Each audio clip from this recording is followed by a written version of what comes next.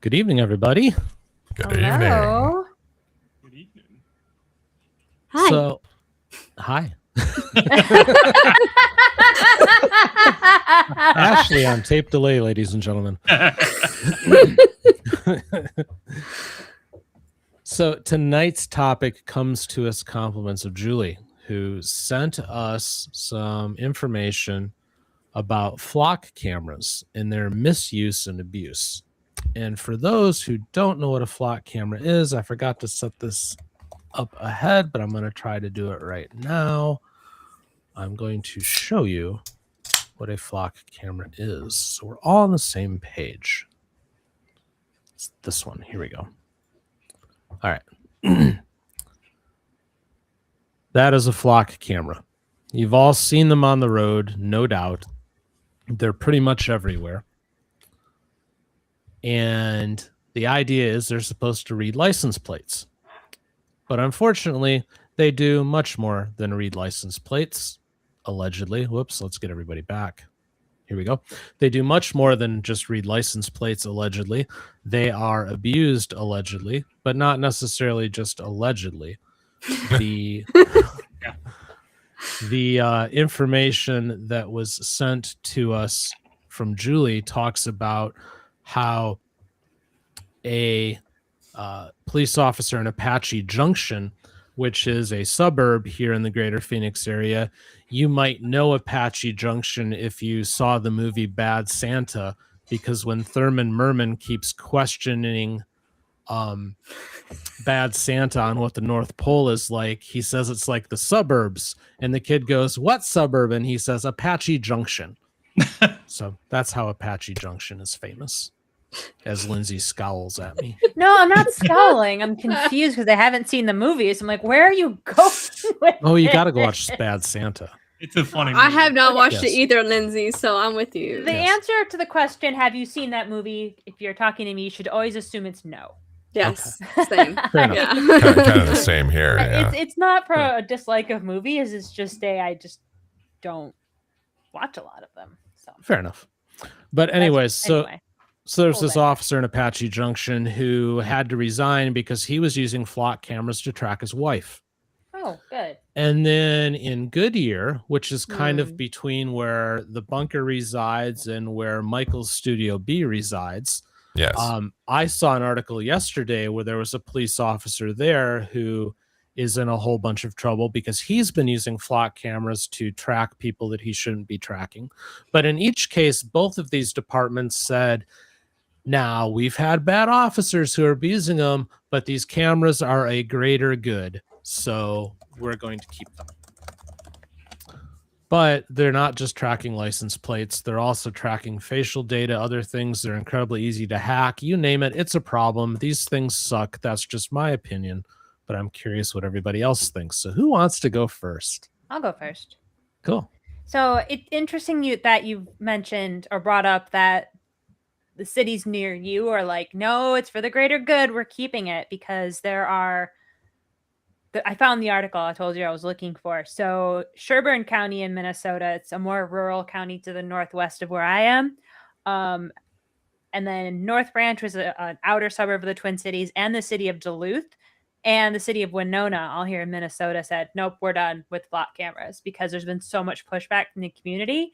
And because of these stories, it's kind of eroding trust in the police department. And they're like, we don't, we recognize relations between the police departments and the general public are shaky enough as it is.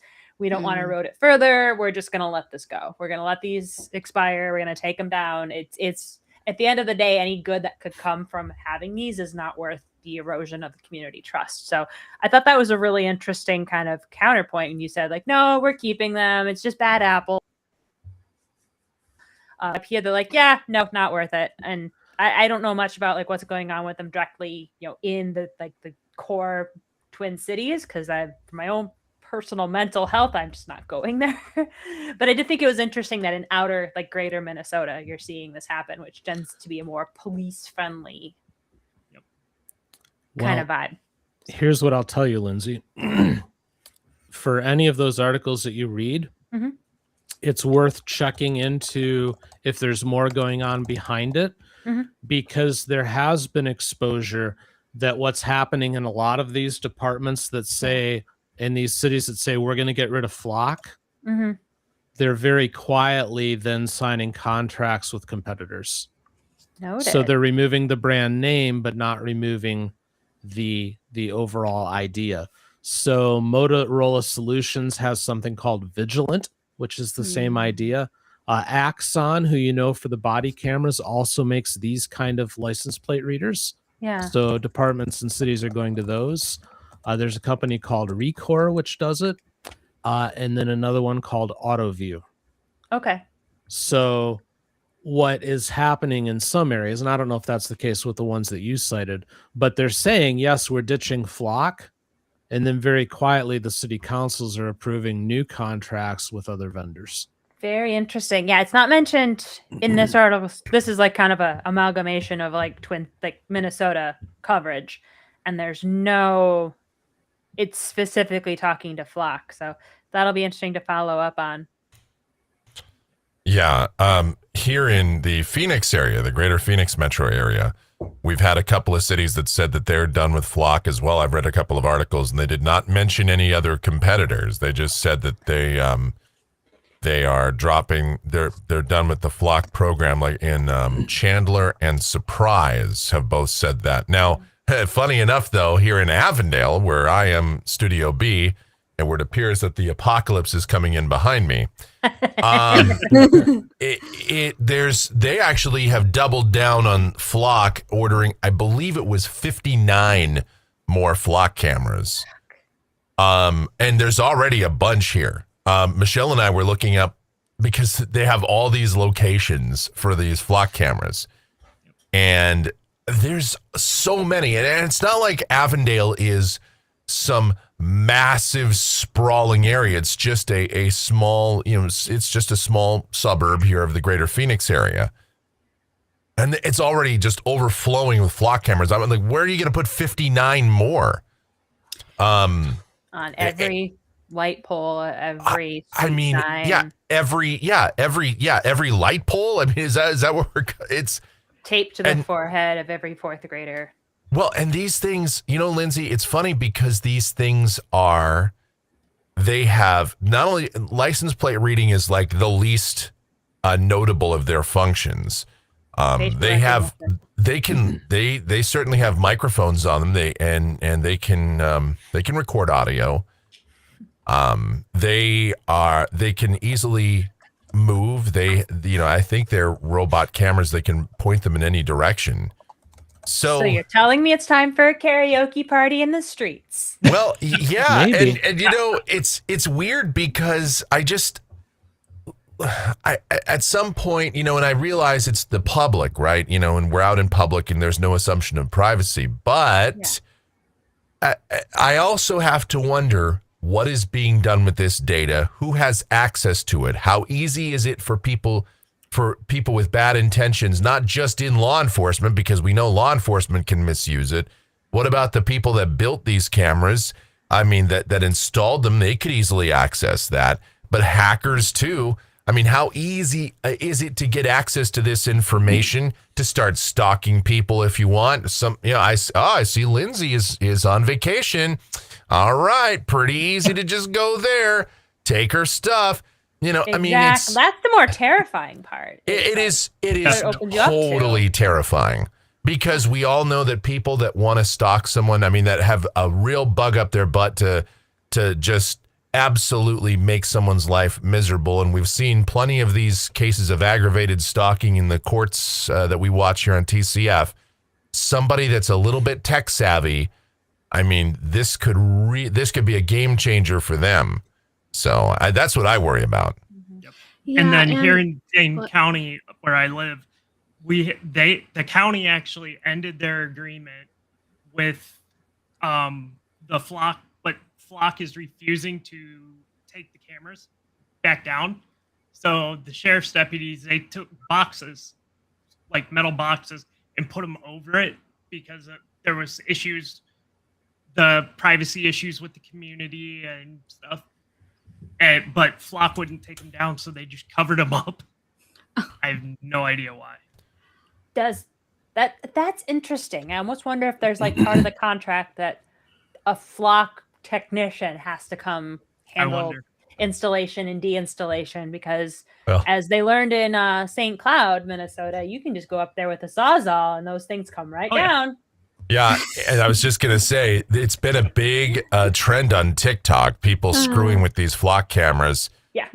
That's been like a huge social media trend where people have thrown food like cheese or whatever over the solar panels to make them lose power. Some people just go up there and take them down. I saw one video. I see that happening. A guy with a sniper rifle takes one out. There you go. Wow. Coming from no, we're not condemning sniper rifles real quick. Yeah, we're not condemning that behavior, but I get not condoning the behavior. I don't want anybody to do anything illegal, but I'm just reporting on what videos are out there and the kind of crap I've seen. And there's footage, I think it's from like Huntington Beach, California, where some guy's at a city council meeting. It's like, I'm not going to take up too much of your time. Then he lists off all the different metals in a Flock camera, kind of enticing folks that might be out scrapping to go grab the Flock cameras and turn them yes, all the palladium and the copper and all the other that was really interesting. The platinum. How he focused on each individual metal or product inside it. Yeah. I mean, I think in LA County, they've had huge issues with people breaking into like the streetlight poles and getting the copper wires out. So now instead of going under, they're going to go up. So that'll be interesting to see how that plays out. Yes. It's interesting because I was looking at Flock's, like the information Flock put out about like its retention period, things of that nature. Their normal default retention period is 30 days. Mm-hmm. They usually keep that on record for 30 days. And then it can be shorter or longer depending on the agency's contracts and local laws. But that is their default. And I got some good statistics. I'm sorry? Is that for how long they keep the info? Keep the info. Yes. Databases, and I don't know. I just looked up a lot of statistics on Flock. Because I myself am not in the news very much, and I'm kind of new to the whole idea of the Flock system. And there is now more than 120,000 Flock cameras total. So that's kind of the magnitude we're looking at. And this is across 49 states. That's not as many as I thought, though. Yeah. Like if you think nationwide. It's still quite a lot, though. It's a lot, but considering they're putting 59 more in Avondale, Arizona, I was thinking we're in the 7 figures. Right. Yeah. And we're headed there. Right. And in 2020, an analysis cited by Brennan Center found 173 agencies scanned 2.5 billion plates in 2016 and 2017. So that's like the magnitude of the plates that are scanned. And that was in 2020, by the way. Yeah. And I found more information on it. Talked a lot about the negatives, of course, than the positives. But there was one positive that stood out to me, and one of those positives was of stolen vehicle recoveries. Yeah. So they have produced a lot of vehicle recoveries from that. Barbara put in the chat earlier about someone that got abducted. Yes, a child abduction. And they found her via a camera as well. So I can see some positives. Yeah. But I don't like our privacy. I mean, just taking the information from random people without cause is... Yeah. I'm a bit skeptical by all of this. Because Yeah. Sorry, I didn't mean to cut you off. No, you're good. You're good. No, I'm just saying, like, for New Jersey, for instance, in Atlantic City, there was 78.9 million scans over the last 25 months, which is a lot of scans for just one area. So I can't imagine. Wow. I mean, if I think about like surveillance as just a concept, I mean, we've already been on surveillance for most of our lives if we're of a certain age. If you just walk into a grocery store, if you walk into a department store, any kind of form any form of commerce, really, because that's just how these stores have operated security for ages, and they keep that footage for certain amounts of time. So there's your face walking into every Target you've ever walked into, every Walmart, Ralph's, name the grocery store. So I think it's the surveillance component isn't new to us. I think it's just like, okay, now it's like when we're just walking down the street, there's more surveillance. If we're driving in our car, there's more surveillance. And it's pretty well known that like store surveillance, that they don't keep that data very long. A lot of time that stuff gets wiped within a couple hours, within like a day or so, just because there's only so much data. So yeah, that 30 days is a little bit alarming. And then like, where is that data going and who has access to that data? And I know Lone Wolf raises a point of like, for every single person who's worried about being surveilled, they need to realize it would take 4 people full-time jobs watching your life to really do what you've seen done in TV and movies. And yeah, that's true. But there's also databases. And what database is that going into? Who then has access to that database? And then who is getting hired on other agencies to use information in that database? I don't think we're to that point yet, but I think that could be the next it's not descent of the slope.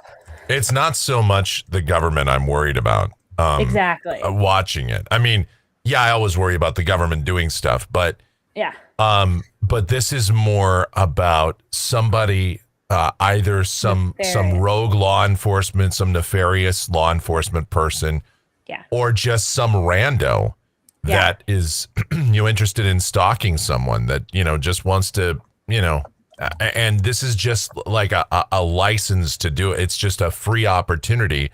And people say, well, these things are secure. It can't be that hard to hack them. Well, apparently, from what I understand, and I don't know, I have no idea how to hack into this. Challenge accepted, and by 7 o'clock that night, they figured it out. Challenge accepted, gauntlet thrown down, and here we go. And that's what I worry about. It's because while it may take 4 people a full time to stalk a person, one obsessed stalker on one person is really all you need for real trouble.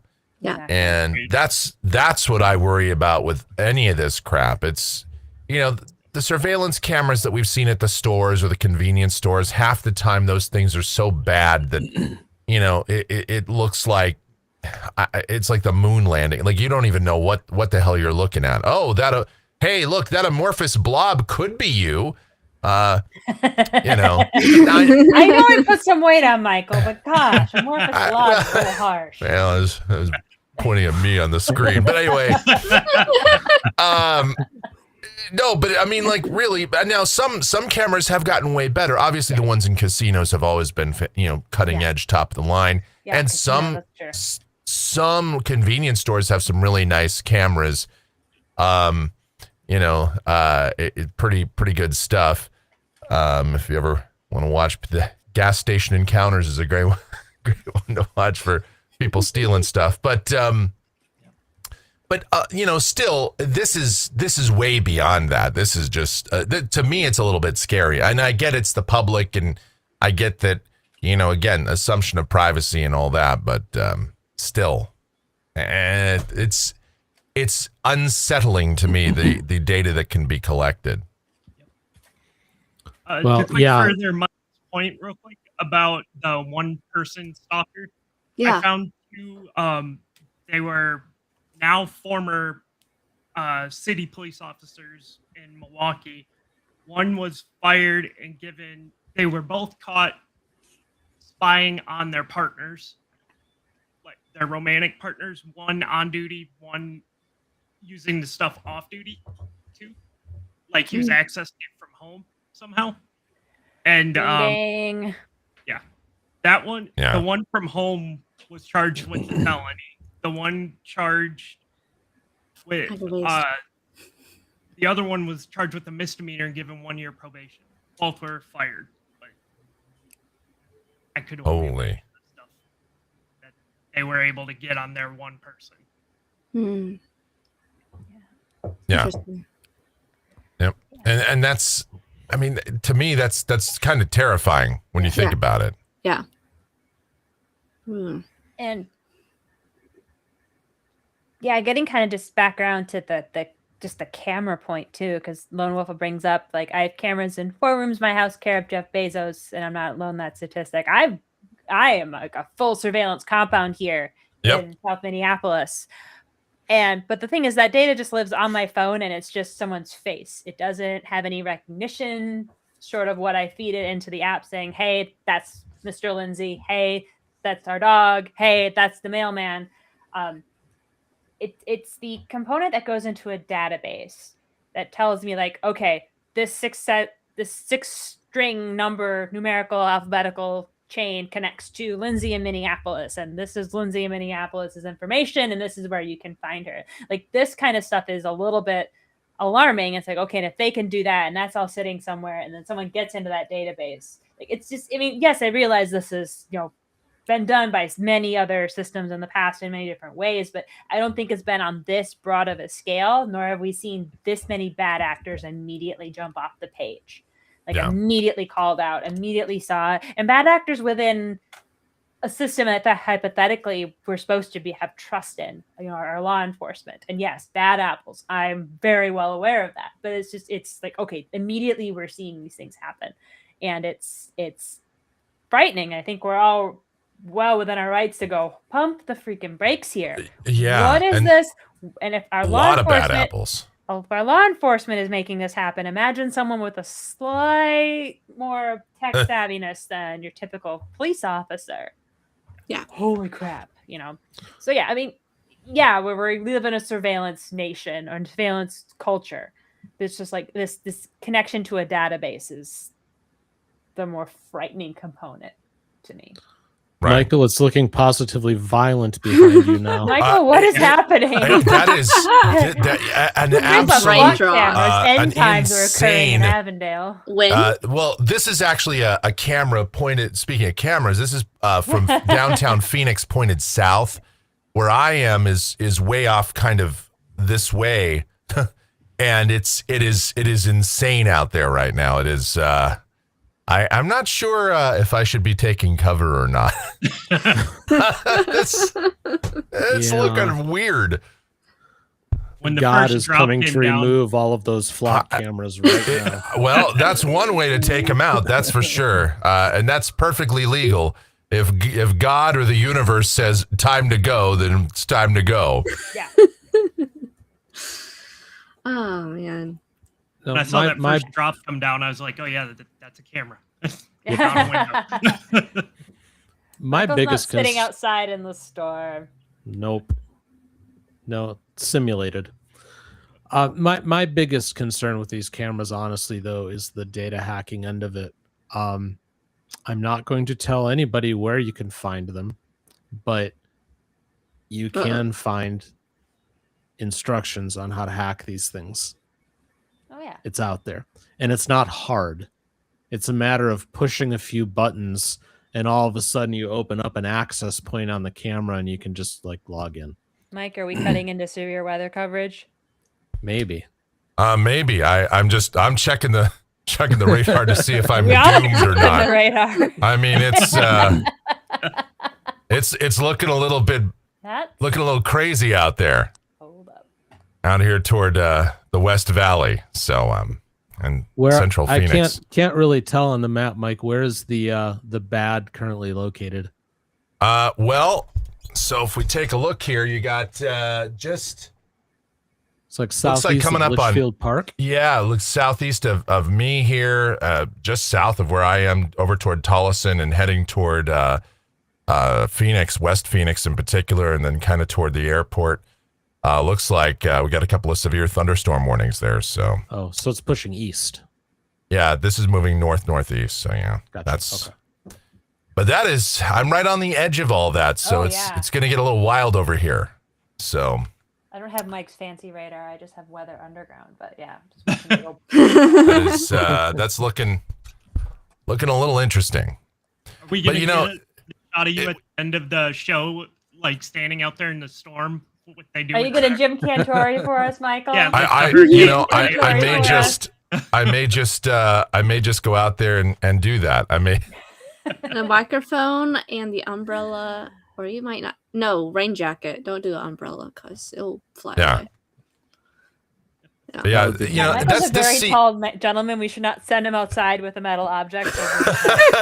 Be Mary Poppins up in here. Badly for everybody. Yes. Yeah, I'm about 6'5". I would, luckily we've got some tall trees around here, but still, I would probably, I haven't had the experience of being hit by lightning, and I kind of would like to avoid that one. That's not on the bucket list. That wouldn't be great. No. I mean, I've been hit by a car. I think that's enough bad things to happen to me in a lifetime. I would just assume, but I mean, maybe it could be fun. See, but this is the fun part about cameras is we can use them for things like this. And I mean, spying on the weather is great. I love looking at cameras all around the country and, looking at the weather. For a guy like me that does that kind of content, that does weather content, this, I mean, I use this every single day. This, I use these cameras every single day for what I do. That, to me, there's no problem with that because you can't see anybody back here. You can just see the graphic violence of nature. But that's it. And that's, for me, that's fine. But I still worry about that and call me a civil libertarian or whatever kind of label you want to slap on me for having a bit of a problem with surveillance everywhere. And I know the hypocrisy of saying that whilst owning one of these. Yeah. But at least with this, if I wanted to disappear, I just set this thing down and I can leave my house without it. And you're not following me on this, at least. Oh, that's a novel idea. Sometimes just going off the grid that way. But there's really no such thing as going off the grid anymore, even if you want to. No, there isn't. The thing is, again, these lovely devices right here, because of these, Facebook has known for the better part of a decade now, every time we go to the bathroom. That's true. Because all of us take it with, and the algorithms have figured it out. Your Roomba, if you have one of those, has mapped your home. All sorts of things go on. But here's the thing. And you walk into a store and you're monitored. But again, here's the thing. These are all things that ultimately we consent to. By carrying around the phone, we're consenting to that. By buying the Roomba, we're consenting to that. By going to the store, we're consenting to that. But are we consenting to be constantly monitored when we are out and about in what is supposed to be the free United States? I mean, not to go all sovereign citizen here, because I am not one of those. But where's the right to travel? Right. Or seriously. I mean, we're out there traveling. You have a good point. But that's a good point. But we're monitored at every single point. And I shared this backstage before we went live. We went this morning. I took Grandma TCF to the grocery store, and it was about 10 miles away. We had to go to Safeway for some things, and there's not one close by. But along that 10-mile stretch, I counted 13 of these cameras. And half of that drive was rural. And there were one or two of them that were actually more rural locations. So, I mean, just going to the grocery store was captured 13 times. Yeah. Where's my right to travel?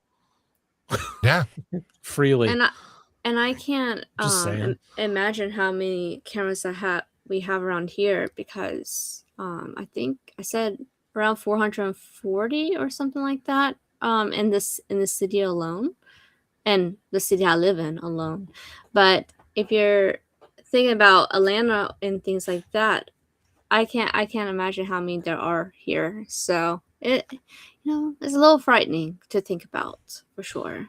Yeah, Backstage, a couple websites to show you exactly how many are in your area were revealed, and I revealed there's absolutely no way I'm checking that, because I'm in a bad enough mental health state these days. Yeah. I don't need to add that on top of Michelle read off some of the ones just within our little area, and I was just like, and then they're adding more. I said, unbelievable. It's and it's interesting kind of keeping this in a court adjacent way. I mean, we've just watched a bunch of cases just in the last week where they mentioned flock and tracking where, somebody goes, and, it's become a part of these court hearings that we watch now.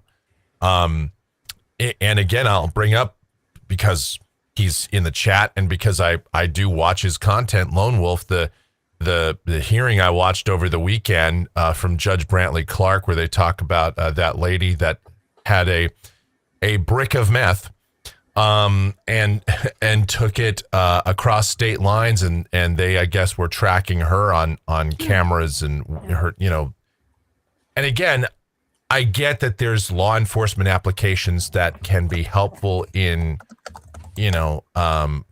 finding people that are trafficking narcotics, controlled substances, and the like. And I get that there is some good. I mean, this isn't all bad, but I always am wondering on the scales, which is the greater good here? Is it greater good because we might be able to capture a few more people bringing bricks of meth to some place, or is a pallet of meth? Joe has expanded his business, apparently. Right. Is it that? Is it, is that more important than people's civil liberties? And I would have to argue that it is not. And especially, again, with the bad actors in our society and making it easier for people to just have access to this stuff. And that's just my issue with all of this. Yeah. And I get what Austin was saying earlier and what other people have been saying, throughout the show about, hey, this has been used to help find people that have been kidnapped or people that have, gone missing or what. And that's great. I can't argue that point, but,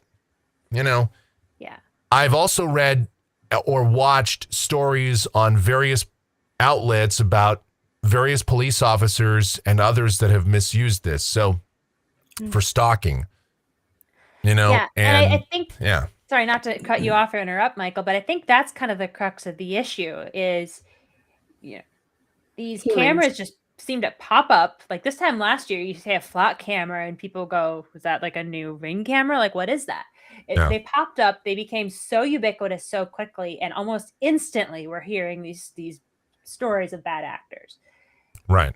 Is it just the general acceleration of the news cycle in a current day and age, or is this like a symptom of a bigger problem, or like what is it? I think that's, to me, where it's like alarming. Well, I think, like, Lindsay, the thing is like you just said, like a year ago that no one had heard of it. Nobody knew what it was. Well, I think what happened is within the last year, all these stories are now making their way into the court system where people have abused this power, and so it takes a little while for those indictments to get filed and charges and then cases to start to come to fruition. So we're starting to see over the last like 2 years all of the just the tsunami of bad actors that have been misusing these, and we're going to see a lot more. This is we're kind of at the tip of the iceberg, I think, in what this is, and so in terms of content for TCF and for Lone Wolf, we're going to see a lot of cases where officers or people have been accused of a misuse of this Yeah. And we're going to be seeing a lot of that. Yeah. Over the next year or 3 or 5. Another thing that is coming to mind for me too is and literally this popped in my head. So you're watching me form a thought in real time. You might find people using proximity to an incident falsely to prove that they were involved in an incident. Like, well, you popped up on the flock camera at the gas station at the time of the robbery, therefore you are part of the robbery. Point. And like, I'm just fantastic point. When people don't know, like a lot of these, when they pop up, they might be they might be misreads, and that happens a lot. That has happened. Yeah, it's like 37%, something about that. Because that's pretty high. License plate readers are not perfect. That's another thing. So, and neither is facial recognition at this point either. Nope. So Lone Wolf, I love you. I hope you know that. But you said you don't blame a hammer for not being used on a nail and on someone's head instead. Yeah. We're not correct. Yeah. Okay. It's a tool. The same thing with a gun. I say this all the time. The firearm that I keep next to me here in the studio, allegedly, has never jumped up and shot anything on its own. Right. Allegedly. It does not happen, allegedly.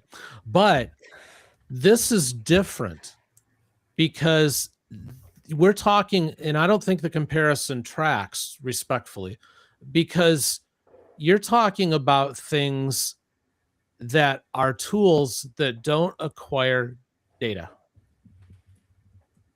Right. The gun and the hammer do not track the individual movements of somebody. They don't remember their faces. They don't remember their cars. They don't do any of that. And that is, I think a lot of the problem that we have here in the US, in my opinion, is that there's been such a move towards safety, and the most hated word in Dan's world, feel. I want to feel safe. I want to feel secure. Well, when you want to feel things rather than have things be fact, that opens up the door for people to come in and gain control of you. And quite honestly, this is a very easy vehicle for control.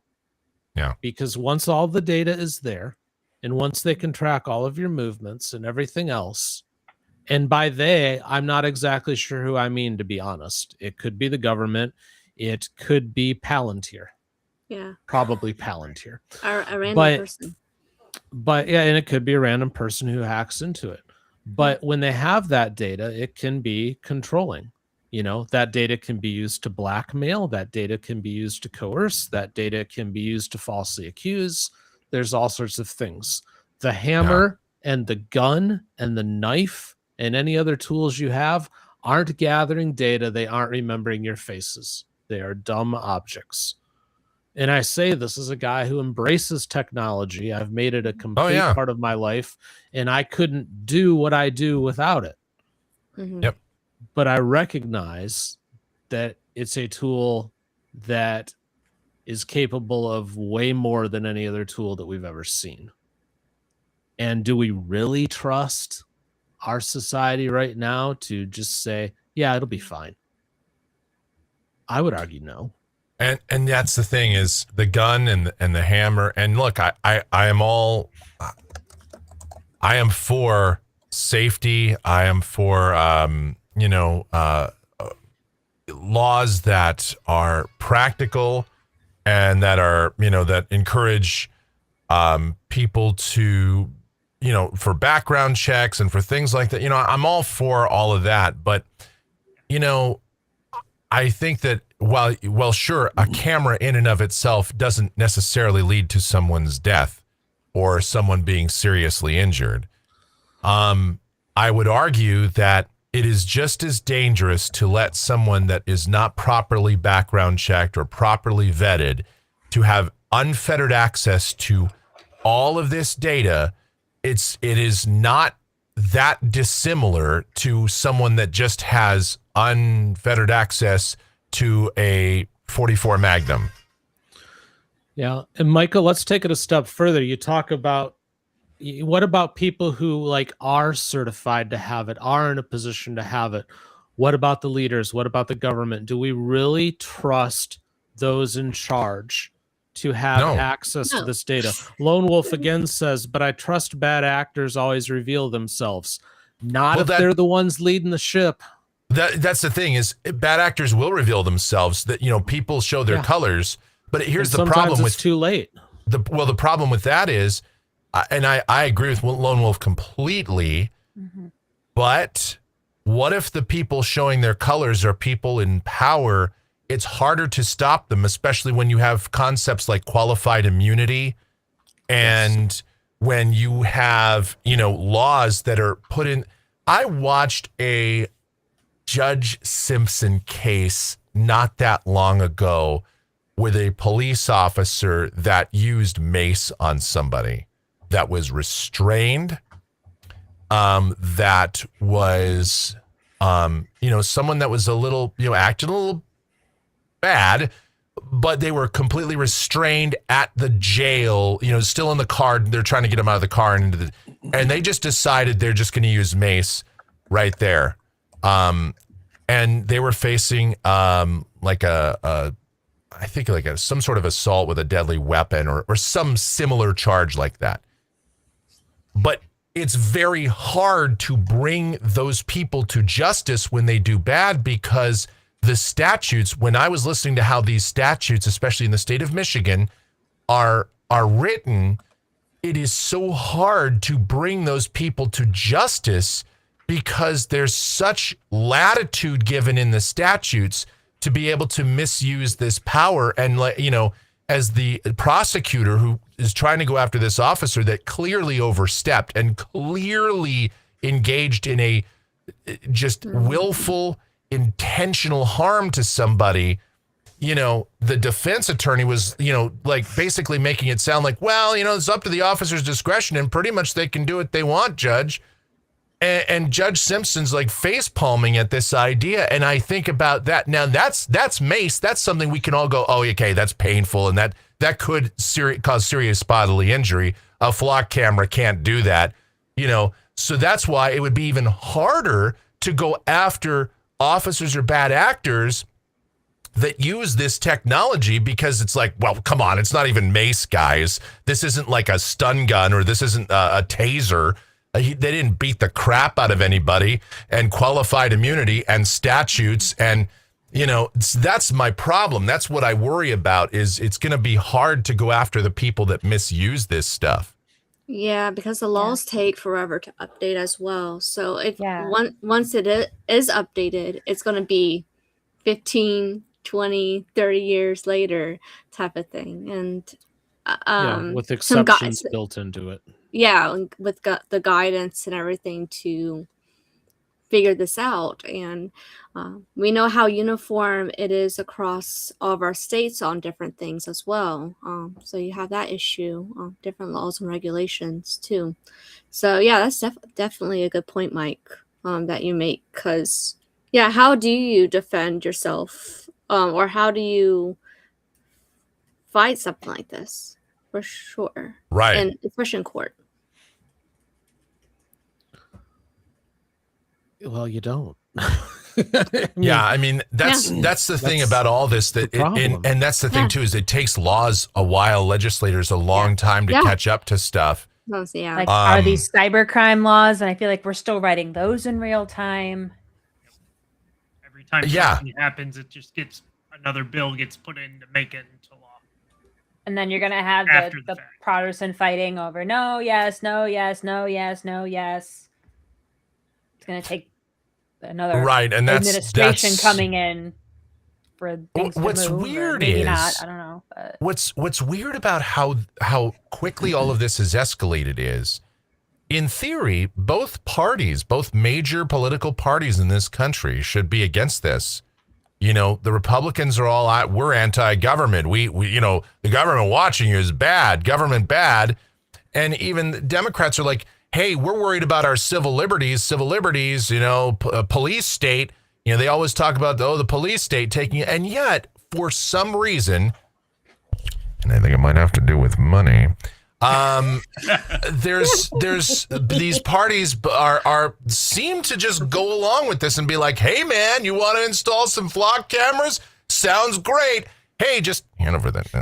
You can put the money right over there. Well, Michael, it's, for lack of a better way to put this, and forgive my crassness, but it's one big circle jerk. It is.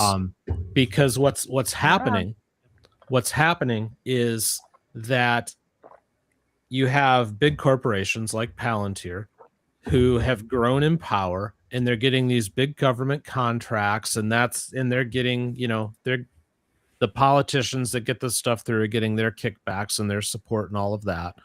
But then it's quietly giving politicians and leaders on both sides the power that they crave. And make no mistake, each side craves their power. It's just a question of how they go about it.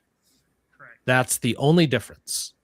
Each one is leading us to a totalitarian state. It's just a matter of which one gets us there first and how they get us there. They're but each one's two different flavors of the same ice cream. Exactly. Yeah. So the bottom line is that each of these parties and every politician ultimately craves power. That's the whole reason why you go into politics, is you want the power of it. But because it's coming in backdoored now through a business, through a corporation, you've got private-public partnership, so it gives them cover. They can say, well, the flock cameras, they aren't owned by the government. That's just a contract that we have. So if you have a problem with it, go talk to Flock. Well, by the way, if you go try to talk to Flock, they are in unmarked buildings around the country, and they keep moving. They're hiding. So there's no, there's no accountability. accountability. Why the hell are you hiding? Yep. So and then if you do manage to get a hold of someone, they'll say, oh, no, well, it's not our fault. I mean, talk to your city councilman, talk to your local representatives. We're just fulfilling a service. We're just providing a service that they asked for. We're like Ring camera, which in a sense is the truth, because that's what happened. Oh, and that's the other thing, Ashley, you bring up the Ring cameras. Yeah. So, Ring cameras and other, surveillance cameras have also been used by police, and they have, a lot of them encourage you to connect to like a network and make it like public for police to access. Right. And if you don't, the police will come to your house and they'll be like, hey, we think that there was a crime here. Can we noticed you have cameras? Can we have access to that? Yep. That happens to me at least once every 3 weeks here. I think I've said that before. Yes. and the thing is while you can say no, there's a lot of pressure for you to not say no. They'll just subpoena it anyways. Yeah, exactly. Yeah. Or come back with the warrant and get it physically from you.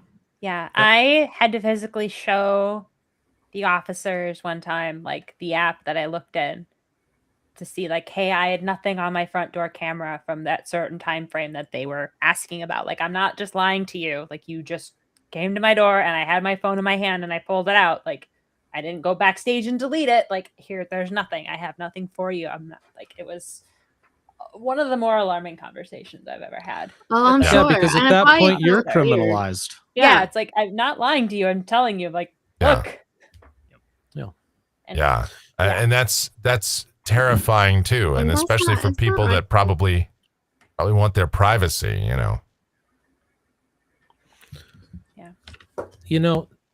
It's the alarming thing is there's half of the country right now is convinced that we are on a fast track to fascism, and they're blaming one person for it. I'm not saying that these people are wrong. I'm saying they should expand their blame game. Right. Exactly. Because it is both sides that are leading us down this road of private-public partnerships, which was a feature of a certain person who led a certain country back in World War II that everybody hated. And how all that stuff went down then. Say it without saying it. Nicely exactly. done. Roosevelt, huh? Wow. That's just... Jeez, picking on the wheelchair guy. Wow. And for those of you who are big fans of brands like Volkswagen and Hugo Boss, they were involved. You know who else was involved? IBM. Mm-hmm.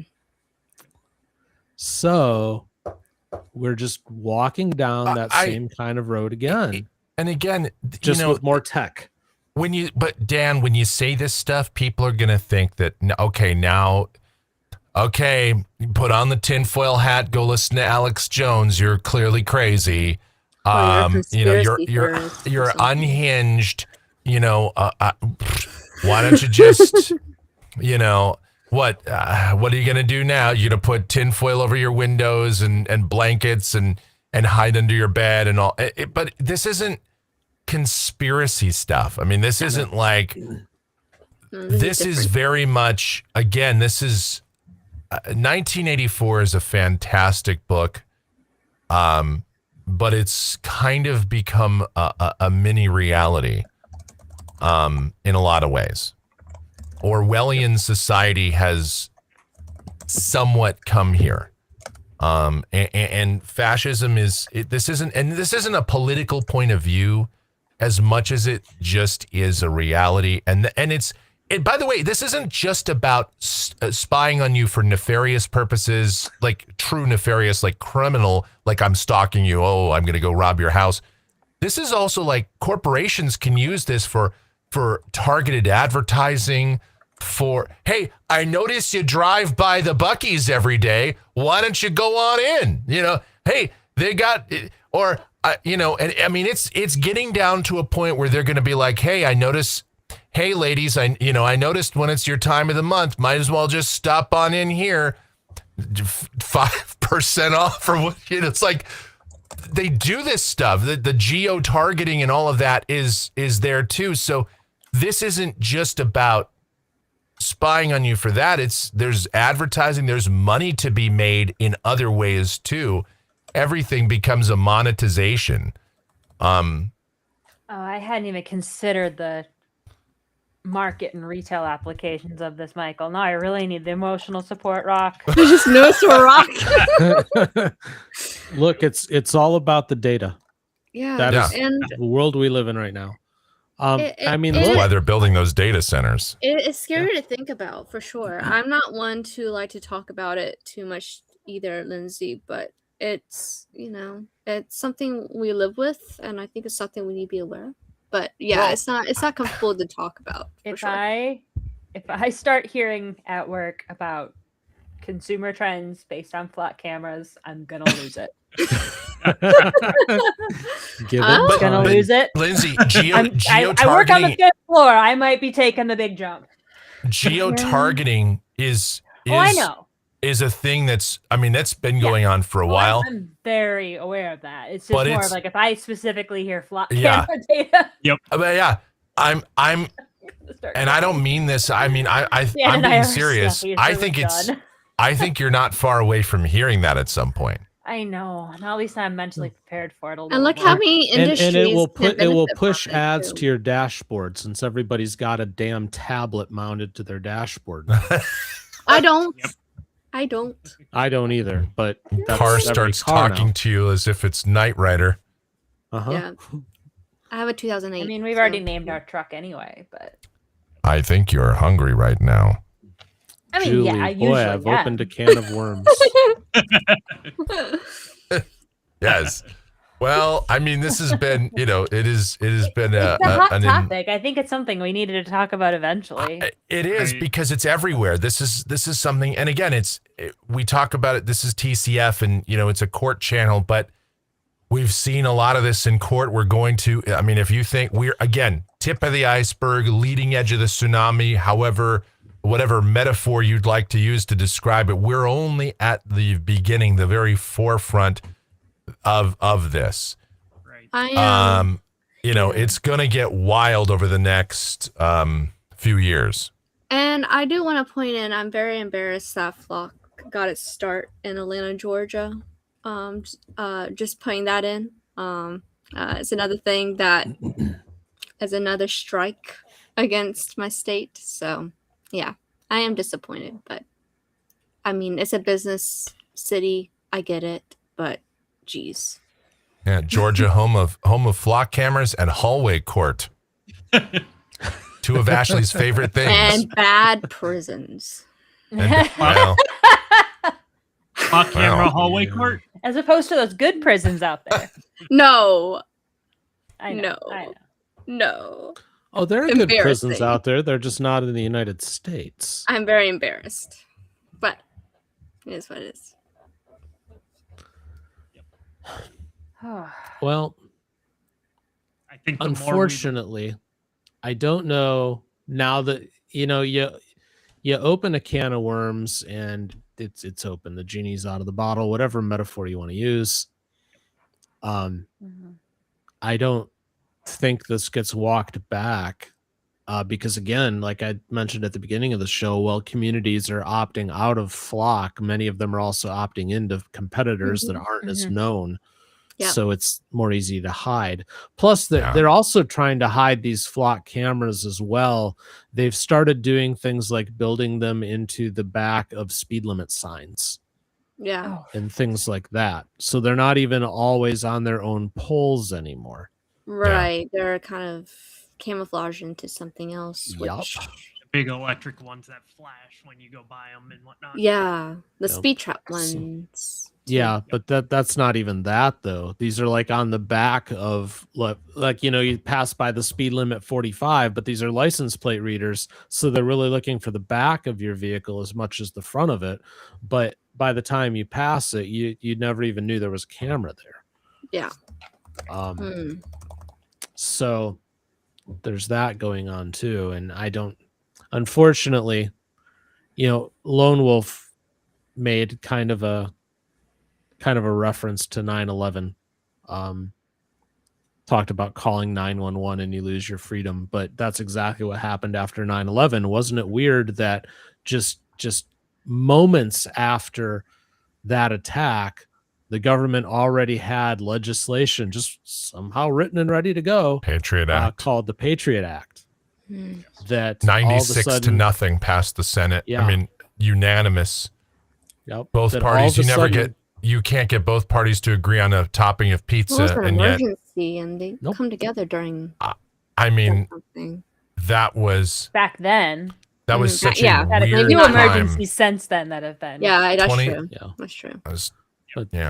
That sucker was already sitting on the shelf, written and ready to go. Oh, yeah, that thing. And that was some dust on it.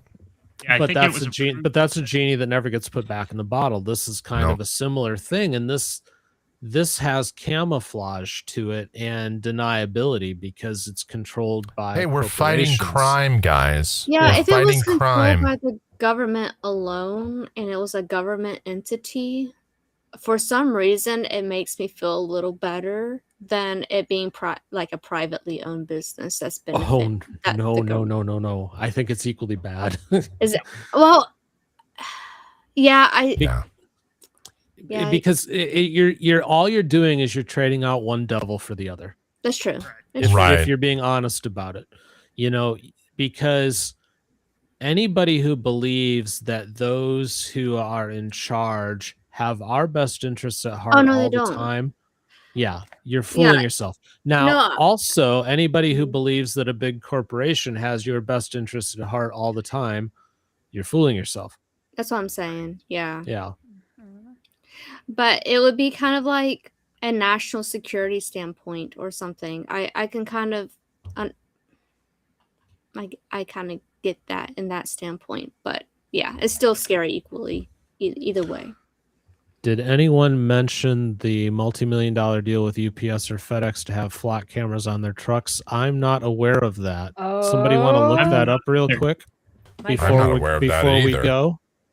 I thought I'd heard of everything on this. Let's confirm that. Whooping doing it now. Not that I'm saying I don't trust you, Ambridge, but I have not heard of that. I'm scared. So I think Austin. That's one way to curb my shopping habit. I don't think I'll be shopping much anymore. You want to bring traffic back into retail stores? That's the freaking way to do it. There you go. Not even, because then you have to drive to the store and the cameras are gonna. All right, what do you got, UPS Austin? uses AI cameras for driver monitoring and discipline. They're made by LYTX AI cameras. Okay. Huh. So not Flock. Wait, hold on.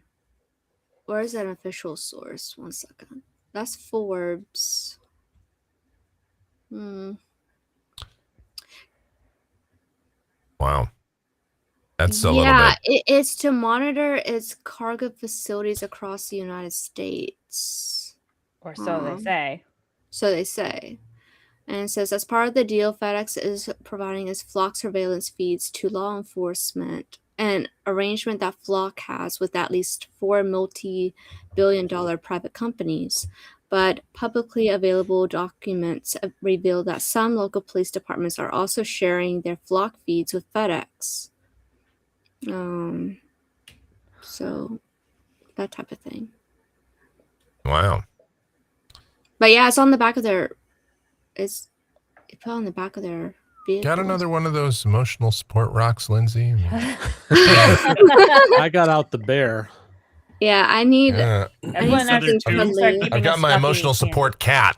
Yeah, go get the cat. Yeah, it is unnerving. I had to close the door to keep the emotional support corgis out because they tend to get vocal. But yeah, she was just rubbing up against me here just a minute ago. But now, if FedEx was using Ring or something like that, that's one thing. But using Flock itself, that's an entirely different matter.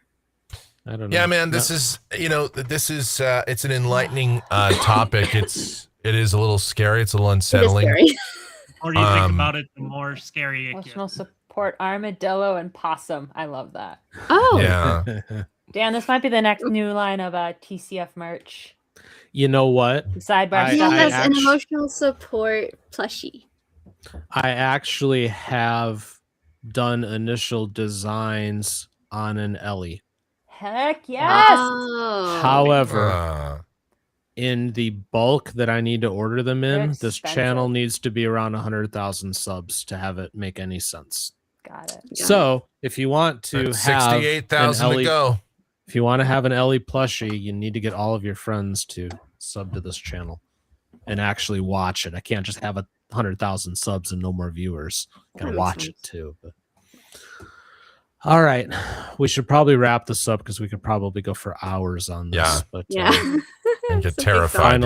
Final thoughts, Ashley? Anything? Yeah, I was interested to see where this conversation would go because there's so many places it could go and down so many avenues. And like I said before, I am newer to hearing about Flock because I don't really follow that much news. But from what I've heard of it tonight, I am pretty terrified of it, and I don't want to be surveyed without my knowledge. Thanks. And don't want to be going down the street and then be penned with a crime that I didn't do because of a Flock camera. I wouldn't want that either. So yes. But I also can see Flock being used for good. Like I mentioned with the stolen vehicles or try to find missing children. I get that. But those would be certain incidents that is very specific. But still, again, I don't know. It's quite unnerving, to say the least. Austin? So I'm kind of with Ashley there. I can see the uses good and bad for them. I would be much better not having them as license plate type things that are just on all the time, but like on and off for specific events or specific. Okay, this bad guy drove a red car. Let's look at red cars only type of situation and see what we see, but not on, and just for a certain period of time, not 24/7, if that makes sense. Yeah, that makes sense. I get it. Michael? Well, I there's a lot of eye-opening stuff here today, and I think what we need to do is, if we're really worried about this stuff, and if we really do have concerns, this is where, and again, we don't really talk a lot of politics here, but one thing you should always do is be involved in your local politics. You should be involved in what goes on and pay attention to what's going on in your city council meetings, because this is where these decisions are often made. And if you really do care about your community, and I know, Michelle commented on what are these of the Nextdoor app and stuff and started an absolute shitstorm mentioning this, and people got worked up, and some people didn't even know about this because, people aren't involved. And that's the thing is, if you really want to stop this before it can really spread, all politics is local. You pay attention to what's going on in your local community before you suddenly find yourself with, 356 cameras in, a 2-mile radius of you. That's probably my solution, even though that might be a little too late right now. Yeah. Lindsay? I don't have anything to add to what my colleagues have said here. I just want to thank Julie for a really great topic. This Very was much quite so. the conversation. Oh, fantastic. And thank the chat for a lively conversation. Yep. And kind of adding talking points. Really appreciate that. And like I said before, the day my data and insights team comes at me with flock camera data to use and how I'm selling things in, I'm yeeting myself off the 5th floor balcony. It's over. I'm done. Please don't do that.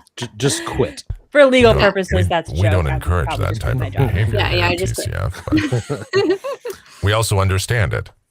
We just don't encourage it. So this just popped into my head, and I'll leave it with you to ruminate on. I'm not sure how I feel about it. Oh God, here we go. But oh God, here we go. Really? Shit! Dan? Here goes Dan again. Dan is asking us to ruminate and then shutting down the chat. Oh God.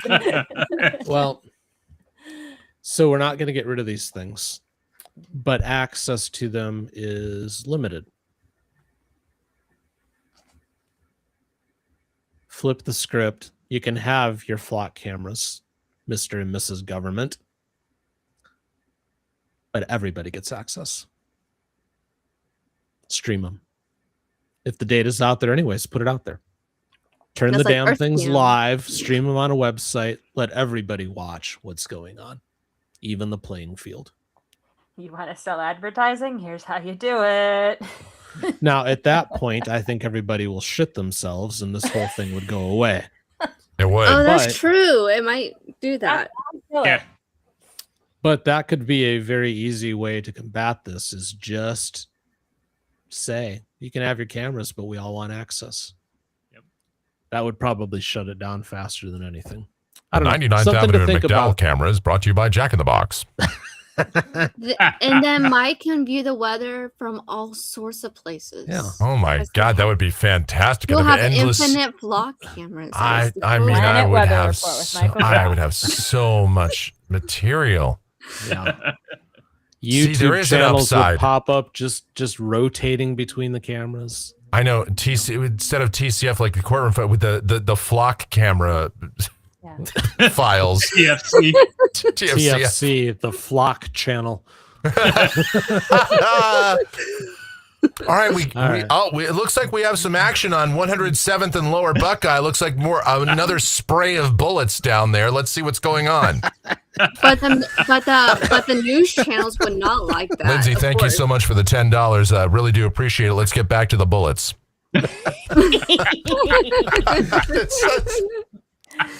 On that note, every show should end with "Let's get back to the bullets." So, good night, everybody. God bless and God help us. Yes. Have a good night, y'all. We are adjourned. Bye. Bye.